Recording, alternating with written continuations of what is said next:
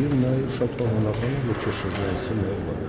Զինյալ խմբի առաջին պահանջներից մեկը տարածքներ չզիջելն է եւ բանակցային գործընթացում պարտվողական քաղաքականությունից տարածքներ զիջելու մասին երբևիցե խոսք չի եղել եւ չկա։ Զիջում ասված են վերջին նախագահն է անդրադարձել։ Մենք ինչ ենք զիջելու Ինչ ենք զիջելու մենք Նորից եմ ասում, չի կարող զիջում Դուք նորություն ակնկալում եք Մոսկովյան, ես նկատի ունեմ նախագահներ Սարգսյանի եւ Պուտինի հանդիպումից հետո Ղարաբաղյան բանակցային գործընթացում ինչ որ բեկում նորություն ակնկալում եք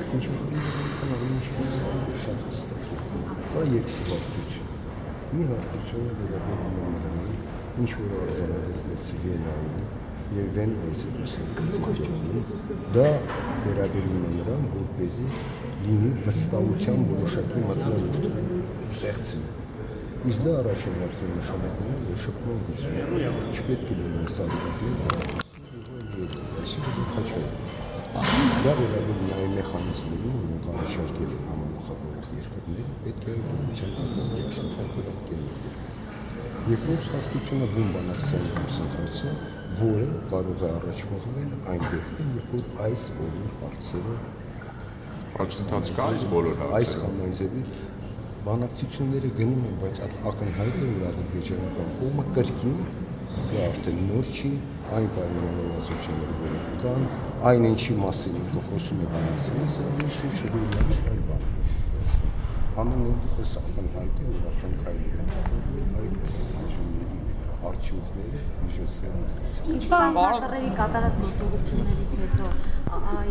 Ղարաբաղի խնդրի կարգավորման ինչ ազդեցություն կարող է ունենալ բանակցության։ Դժվարում է հստակ հարցին պատասխանել, իրար մահամային պահանջներից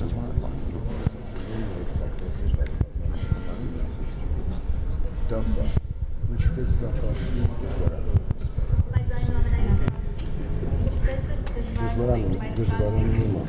Պարոն Քոչարյան, Սերժ Սարգսյանը իր ուղերձում ասաց, որ ոչ մի թիզ հող Ղարաբաղից չի հանձնվի, նա նկատի ուներ նախկին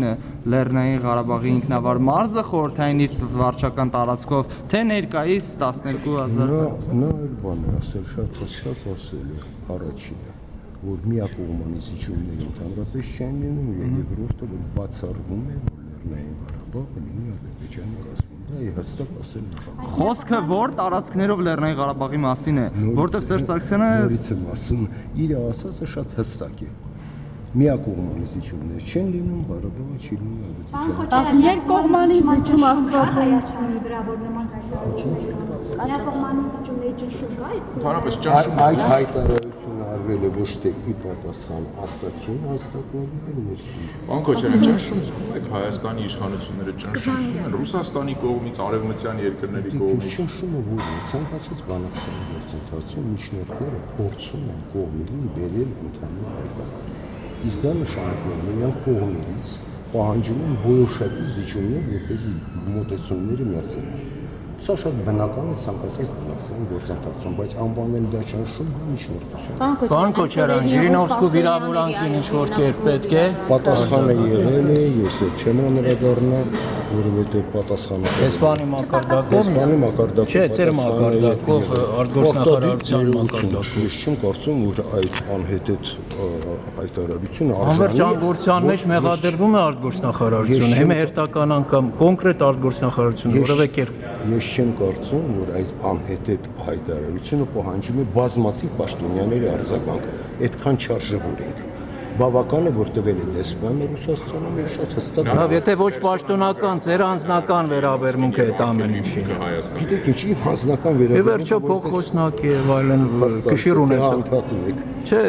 ուզում եմ ըստ էության համեցեք։ Իմ անձնական վերաբերմունքը նույնն է, ինչպես ցանկացած Հայաստանի քաղաքացու։ Պարոն Քոչարյան, արգելվի, այսպես ասած, անցանկալի հայտարարվի եւ պարոն Ժիրինովսկուն այլևս մենք չկարողանանք Երևանում տեսնել։ Գիտեք ինչ, ես չեմ կարծում, որ պետք է այդքան ներողություն արժեք տալով ասել։